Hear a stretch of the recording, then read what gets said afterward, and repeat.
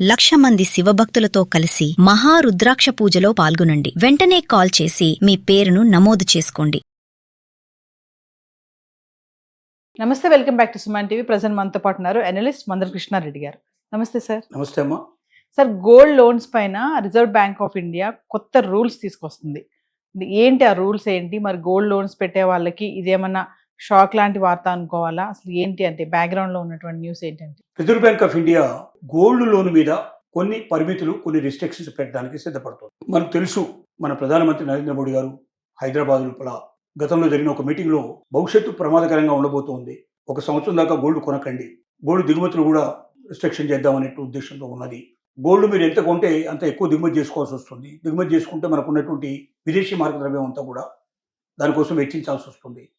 మనకు కావాల్సిన అవసరాలు చాలా పెరిగిపోయాయి. ఇప్పుడు ముఖ్యంగా ఇంధన సమస్య చాలా ఎక్కువగా ఉంది. ఇంధన సమస్యకి కోట్లాది రూపాయలు విదేశీ మార్గద్రవ్యం వాడాల్సి వస్తుంది ఎక్స్ట్రా. రూపీ రేటు తగ్గడం వల్ల కూడా ఎక్కువ పే చేయాల్సిన పరిస్థితి ఏర్పడుతుంది. దీనివల్ల అదనపు భారం పడుతుంది. 1 సంవత్సరం దాకా కొనడం తగ్గించండి, కొనడం మానేయండి అని విజ్ఞప్తి చేయడం జరిగింది. దానికి తగ్గట్టుగా విదేశాల నుంచి దిగుమతి చేసుకునేటువంటి బంగారానికి రిస్ట్రిక్షన్స్ బాగా పెట్టారు, ట్యాక్సెస్ బాగా పెంచేశారు. దానివల్ల విదేశాల నుంచి దాదాపుగా తగ్గిపోయింది. రేట్లు బాగా అంటే ఈ మారకం విలువలు వీటికి సంబంధించిన ట్యాక్సెస్ పెరగడం వల్ల చాలా గోల్డ్ షాపులు మూతబడే పరిస్థితి ఏర్పడుతుందని కూడా మనం గతంలో చెప్పుకో. ఈ పరిస్థితుల లోపల చాలా మంది ఎందుకు గోల్డ్ కొంటున్నారనేది ఒక విశ్లేషణ చేసినప్పుడు, ఇంట్లో అనుకోకుండా ఏదైనా అవసరం ఏర్పడినప్పుడు, సమస్య ఏర్పడినప్పుడు, ఆర్థిక ప్రాబ్లం ఏర్పడినప్పుడు అతి తక్కువ సమయం లోపల డబ్బు తెచ్చుకోవడానికి ఉన్న ఏకైక మార్గం ఏంటంటే బంగారమే. మన దగ్గర బ్రహ్మాండమైన ఇల్లు ఉండొచ్చు, 10 కోట్లు విలువ చేసే విలువ ఉండొచ్చు. డబ్బుకు నేను 9 కోట్లకు అమ్ముతాన్నా కూడా అంత సులభంగా పోదు. వాళ్ళు రావాలి, చూసుకోవాలి, సాటిస్ఫై కావాలి, అడ్వాన్స్ పే చేయాలి, తర్వాత మిగతా డబ్బు సమీకరించుకోవాలి, తర్వాత రిజిస్ట్రేషన్ కావాలి, వెనక్కి రావాలి. ఇదంతా ప్రాసెస్ కనీసం 1 నెల, 2 నెలలు, 3 నెలలు, 5 నెలలు టైం పట్టే టైమే. కానీ గంటల లోపల వ్యవధిలో, నిమిషాల వ్యవధిలో మీ చేతికి డబ్బు రావాలంటే ఒకటే ఒక మార్గం, బంగారం మీ చేతిలో ఉంటే టక్కుని తీసుకెళ్ళి ఏ బ్యాంకులోనో, నాన్ బ్యాంకింగ్ ఫైనాన్స్ కంపెనీలో, ముత్తూట్ ఫైనాన్స్ లాంటి దాంట్లో ఎక్కడో పెట్టేసేసి 10 నిమిషాలు, పావు గంట, అరగంట లోపల మీ డబ్బులు అవసరం ఉన్న వాటికి చేయొచ్చు. ప్రాణ అవసరాలు ఉండొచ్చు, ఒకసారి హాస్పిటల్లో పడేయచ్చు. డబ్బు కడితే కానీ ఆపరేషన్ జరగదని పరిస్థితి ఏర్పడుతుంది. గంట లోపల డబ్బులు కట్టాలి.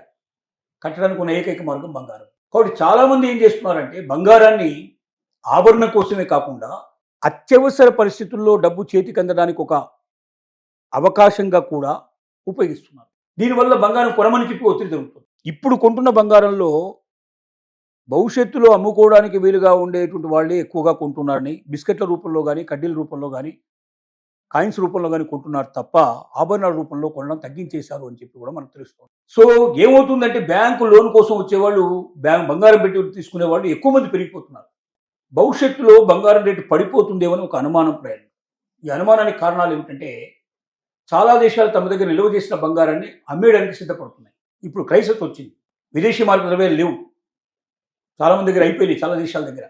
కాబట్టి వాళ్ళు ఏం చేశారు, వాళ్ళ సెంట్రల్ బ్యాంక్స్ అంటే రిజర్వ్ బ్యాంక్ ఆఫ్ ఇండియా మనకున్నట్టుగానే ప్రతి దేశానికి ఒక బ్యాంక్ ఉంటుంది, సెంట్రల్ బ్యాంక్ అంటారు.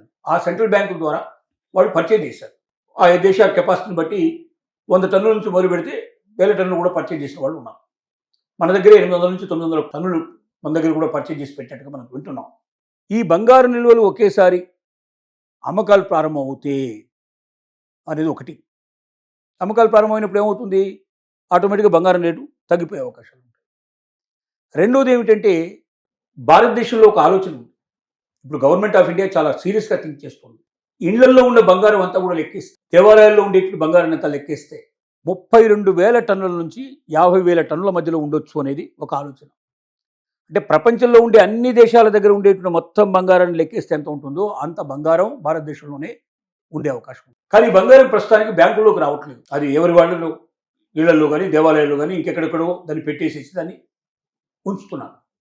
మార్గల్లో, నేల మార్గల్లో ఎక్కడ ఉంటుంది.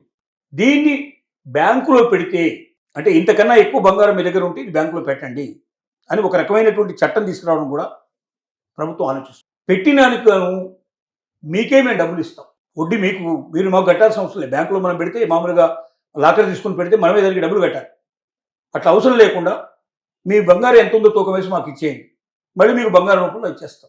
మా దగ్గర పెట్టినందుకు గాను నెలకింత వడ్డీ చొప్పున మీకు ఇస్తాం.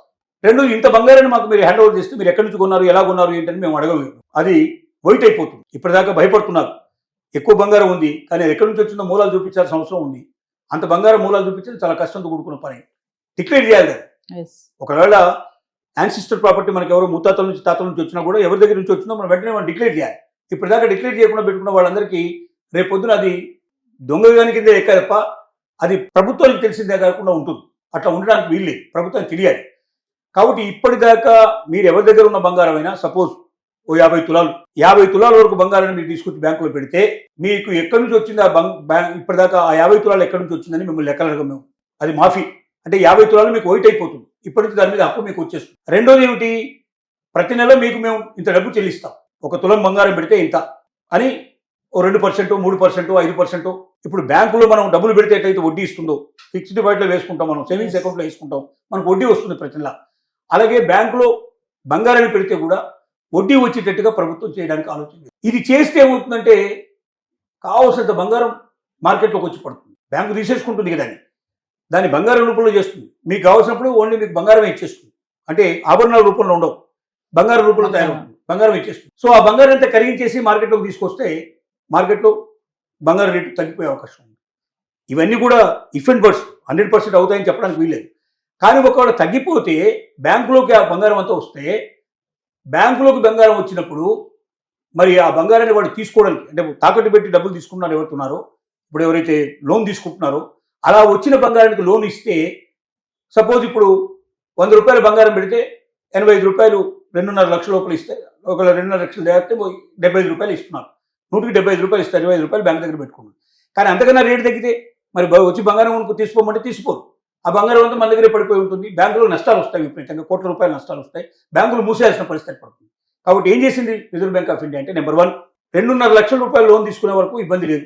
2.5 లక్షల రూపాయల కన్నా ఎక్కువ లోన్ మీరు తీసుకోవాలి బంగారం పెట్టి అంటే ఖచ్చితంగా మీరు తిరిగి కట్టగలిగే కెపాసిటీ మీకు ఉందా లేదని నిరూపించుకోవాలి. మీరు ఇంట్లో ఎంతమంది ఉన్నారు, ఎంతమంది ఉద్యోగాలు చేస్తున్నారు, ఎంతమందికి ఆదాయం వస్తుంది, ఎంతమంది కూర్చొని తింటున్నారు. కూర్చొని తినడం వల్ల ఎక్కువ మంది కూర్చొని 10 మంది ఉంటే 100 ఒకడే మాత్రమే కష్టపడి పనిచేసేవాడు డబ్బులు వచ్చేవాడు. నాకు 9 మంది కూర్చొని తింటే ఆ ఒక్కరి దగ్గర వచ్చిన ఆదాయంతో కట్టాలి కదా డబ్బులు. నువ్వు కట్టగలుగుతావా?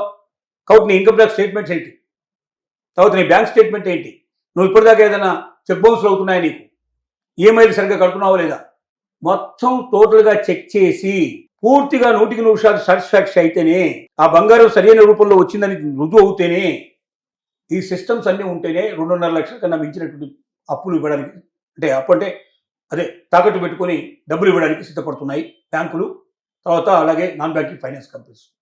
దీనివల్ల ఏమవుతుందంటే 2.5 లక్షల కన్నా మించి తీసుకోవడం కష్టం. 2.5 లక్షల లోపల కావాలనుకుంటే దొరుకుతుంది కానీ వాళ్ళను కూడా కట్టగలిగే శక్తి ఉందా లేదనేది ఏదో రకంగా ఇండైరెక్ట్గా టెస్ట్ చేస్తారు. టెస్ట్ చేసిన తర్వాత ఇస్తారు. అంటే ఇప్పటిదాకా అతి సులభంగా దొరుకుతున్నట్టు బంగారు లోన్స్, తాకట్టు లోన్స్ ఏవైతే ఉన్నాయో ఇక భవిష్యత్తులో దొరకడం అనేది అంత సులభం కాకపోవచ్చు, కొంచెం దుర్లభం అయ్యే అవకాశం ఉంది. దీనికి కారణం ఏంటంటే ఇట్లా రిస్ట్రిక్షన్స్ పెట్టడం వల్ల మన బంగారం కొన్నా ఏం లాభం, మన బ్యాంకులో పెట్టి మన డబ్బులు ఎమ్మడి తెచ్చుకోలేకపోతే, మన తాకట్టు పెట్టి తెచ్చుకోలేకపోతే అనేటువంటి భయం అనేది ఏర్పడితే కొనడం కొంచెం తగ్గిస్తారు అనేటువంటి నమ్మకంతో కూడా రిజర్వ్ బ్యాంక్ ఆఫ్ ఇండియా ఈ రకమైన రిస్ట్రిక్షన్స్ ముందుకు వస్తోంది. దీన్ని తొందరలోనే అమలు చేసే ప్రయత్నం చేస్తోంది. Thank you.